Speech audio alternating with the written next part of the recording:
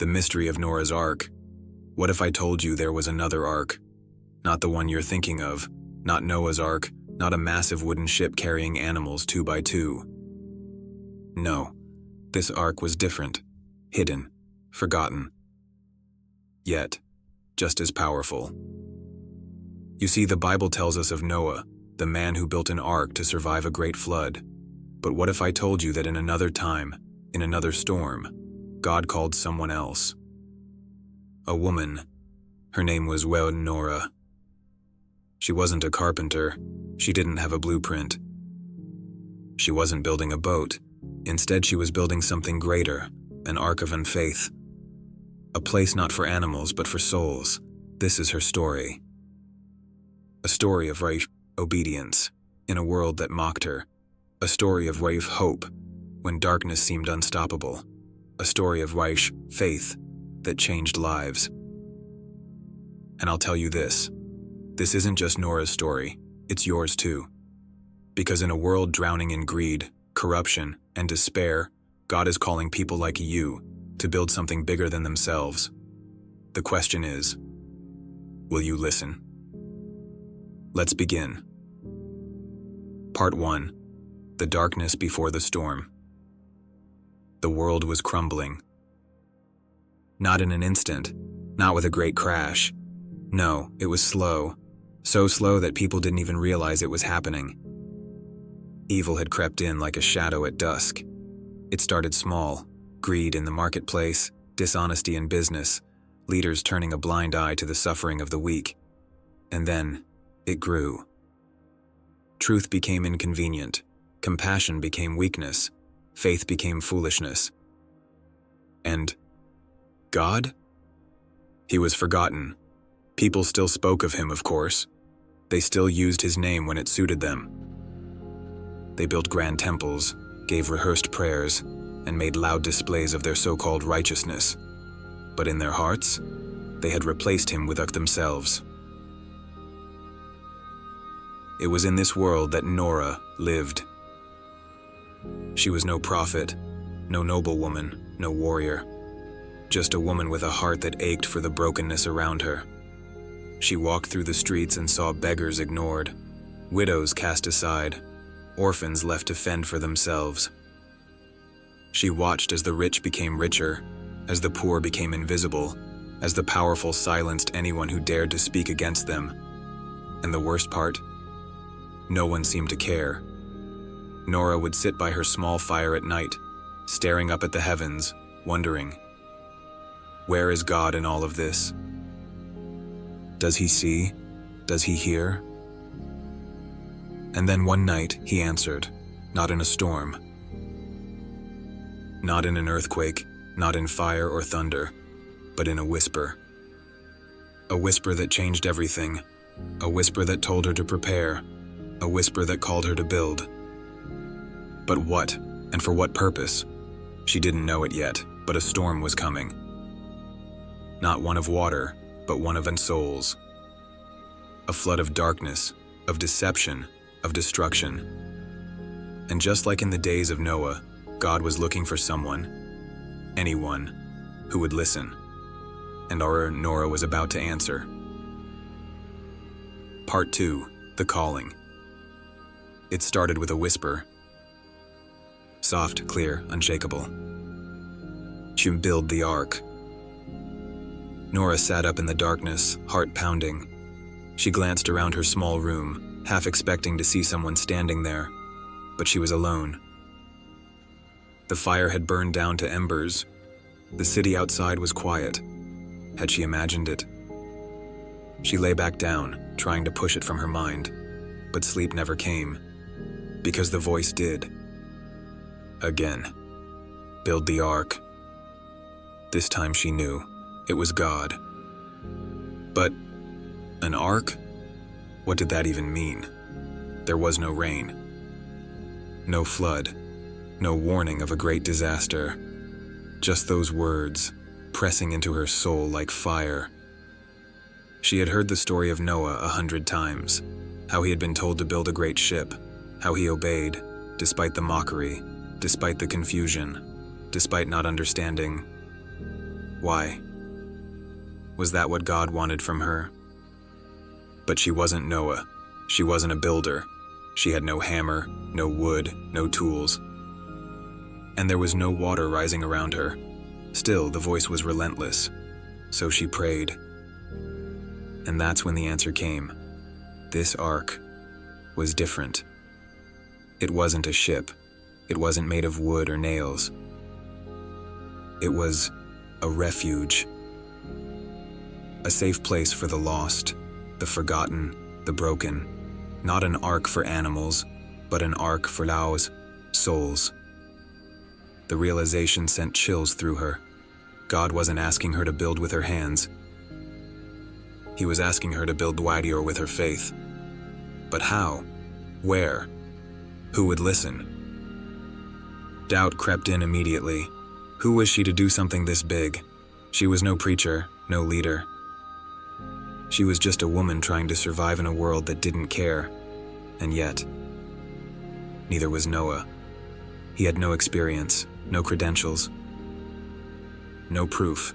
He just had faith, and that was enough. Would it be enough for her? Norah had a choice. Ignore the call and go back to her quiet life, or step into the unknown and trust that God would guide her. She took a deep breath, and then she stood. Because when God tells you to build, you don't ask why. You got to start. Part 3.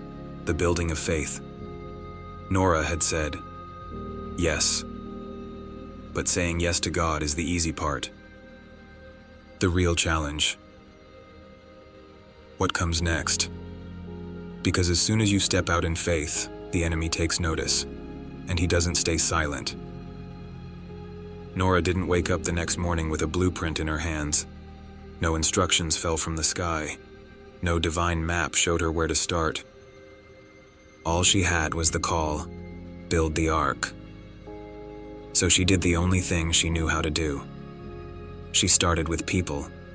She walked into the streets, into the alleys, into the places where the forgotten ones gathered. She spoke to the broken, the outcasts, the ones society had thrown away. And do you know what happened? They laughed. They mocked. An ark, they sneered. Where's the flood, Norah? Some ignored her.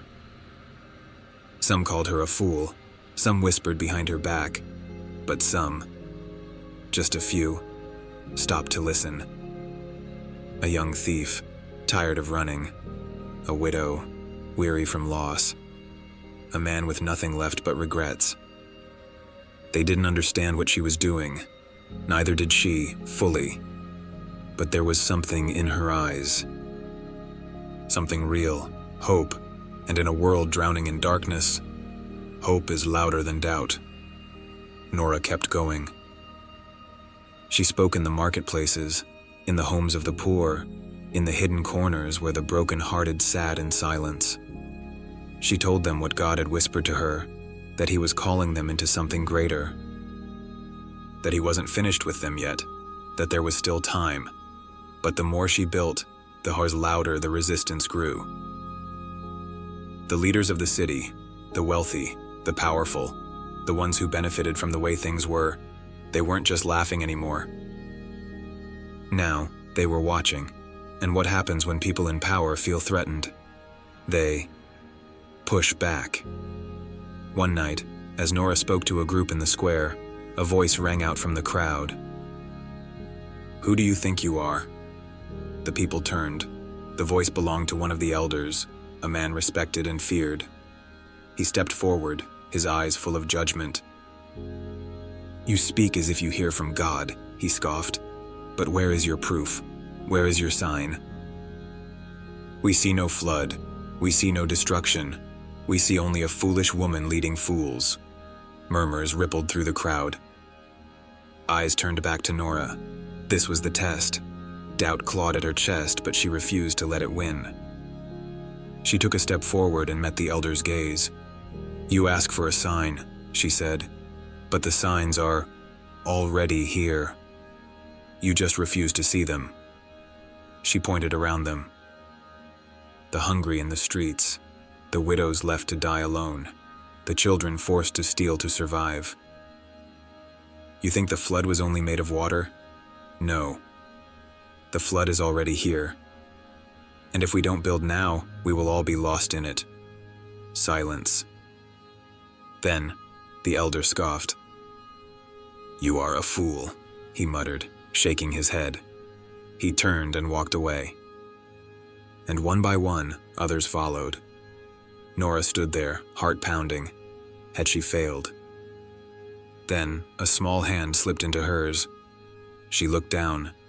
A child, barefoot, thin, eyes wide with something she hadn't expected. Belief. "I want to help," the child whispered. Then another voice. "So do I." And another. And another. Not many, just a few. But God never needs a crowd. He only needs the faithful. And so, with those few, Nora kept building. Part 4. The Flood of Souls. The storm came. Not with thunder, not with rain, but with car people. At first, they trickled in, one by one. The outcasts, the forgotten, the weary, the ones who had nothing left to lose. But then, something changed. The city grew darker. Corruption ran deeper. The rich squeezed the poor tighter. War loomed on the horizon. And suddenly, people started looking for answers, looking for hope, looking for something real. And they found Nora. They came in crowds, desperate, hungry, not for food, but for truth. And Nora, she welcomed them all. This was the Ark, not a structure, not a building, but a gathering of your souls, seeking shelter from the storm of a world that had lost its way. And just like in the days of Noah, the more the Ark grew, the more the world hated it. The powerful men of the city watched in silence, their patience wearing thin. The more people listened to Nora, the less they listened to Ratham. And men who thrive on control don't let go of it easily. So they fought back. They sent their spies into the crowds, whispering lies. She is dangerous. She is a fraud. She will lead you to ruin. They sent their guards to intimidate, to scatter the gatherings, to threaten those who dared follow her. And yet, they still came. Because truth is unstoppable. Because hope is stronger than fear. But when the enemy can't stop something, they destroy it. And that's exactly what they planned to do. One night, Nora stood before the people, speaking of faith, of endurance, of God's call to stand firm, even in the face of persecution. She could feel the tension in the air, the way people clung to every word like it was their last. Then, chaos. Soldiers stormed in, shouts, screams. People scattered. Nora was grabbed, dragged to the ground, her hands bound. The enemy had made their move. They would crush this Ark before it could carry any more souls to safety. Nora looked up at the faces surrounding her, some terrified, some furious, some frozen in shock, and she realized something. This was the flood, not of water, of oppression, of destruction, of everything evil that sought to drown the light. But the thing about floods, they only last for a season, and Nora knew. God was still in control, even in chains, even in darkness, even in the flood, because the Ark was never just about her. It was about faith, and faith can't be drowned. Part 5. The Final Test. Nora knelt in the dirt, hands bound, the taste of blood in her mouth. The flood had come. But not the way she expected. No water, no waves, just away chains. Just the weight of men who thought they could silence what God had started. The city's leaders stood before her, their eyes filled with victory. "Enough of this," one of them spat. "You've caused disorder. You've turned the people against us. You speak of an ark, but there is no ark, Nora." The crowd gathered, whispering, watching, some afraid, some furious, some too scared to act. Nora looked up at them all, her body aching, her spirit on fire. And then she did something that sent chills through the crowd. She laughed. Because they didn't understand. The ark wasn't of wood and nails. The ark was them. The widow who finally found hope. The thief who had learned to give instead of steal. The child who once had no future, but now carried faith like a flame. The ark was already built. The leaders didn't see it. They still thought this was about her. But God's work never depends on just one person. One man doesn't hold up the church. One prophet doesn't define the kingdom. One servant doesn't carry the whole mission. And one woman? She wasn't the ark. She was just the one who listened. The flood had come, but it wasn't here to destroy. It was here to reveal who could stand. One of the elders stepped forward, his face twisted with disgust. "You will be made an example," he declared. "Your foolishness ends today." The soldiers moved in. The crowd held its breath. And then, a voice rang out. "No." One word, one person. Then another, and another, until the entire crowd was standing. Nora's ark had not been built into silence. It had been built into your hearts. And hearts can't be chained. The soldiers faltered. The elders hesitated. The city, so sure they had won, began to realize the truth. They had tried to drown faith, but faith is what walks on water. Nora smiled through bloodied lips, her strength not in her body, but in the 100 standing behind her. The ark was real, and the storm, it had already lost. Part 6. The Rainbow of Redemption. The storm had passed, not in a single moment, not in an instant victory, but in the hearts of the people who refused to be silent. The leaders had no choice. They could not fight an ark that wasn't made of wood. They could not control faith when it had already spread like wildfire. So they did the only thing left to do. They let Nora go, not because they had mercy, not because they believed, but because they were afraid of a power they could not break, afraid of a people who had awakened. Nora stood, her body weak, her soul stronger than ever. And as she stepped forward, she saw it. Not a wooden ship, not a great flood, not a voice from the sky, but Weng people. The widow, now leading others to faith. The thief, now giving instead of stealing. The child, now growing in the word. She saw the ark. It was never about survival. It was about redemption. Because what is an ark, if not a sign of new beginnings? And just like Noah, when the storm passed, Nora saw the promise. Not written in the sky, not in the form of a rainbow, but in the faces of those who had been saved. God had never left. He had been in the whispers, in the struggle, in the flood, and now he was in the mud of victory. Nora turned to the people, her voice clear, unwavering. "This is not the end. This is the beginning. You are the ark now. Go, build, gather, and never let the flood take you again." And with that, she walked away, not as a prisoner, not as a hero, but as a servant of the Almighty. And the ark, it lived on. It still lives on. Because this was never just Nora's story.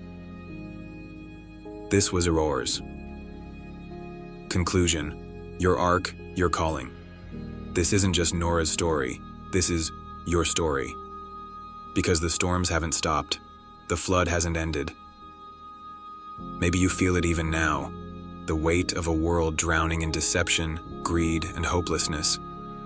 Maybe you look around and wonder, where is God in all of this? But let me tell you something. He's calling. Just like he called Noah. Just like he called Nora. He is calling you. To build. To gather. To stand when others fall. Not with wood and nails, but with faith. With courage. With obedience. Even when the world laughs in your face. Because the ark wasn't just a story of survival. It was a story of the trust. Trust that when God calls, He has already prepared the way. Trust that even when the storm rises, His promise will stand. And trust that when the flood comes, you won't drown, because you were made to rise. So I'll ask you one last question. What is your ark? What is God calling you to build? Because the world is waiting, and the flood is coming. The only question is, will you answer?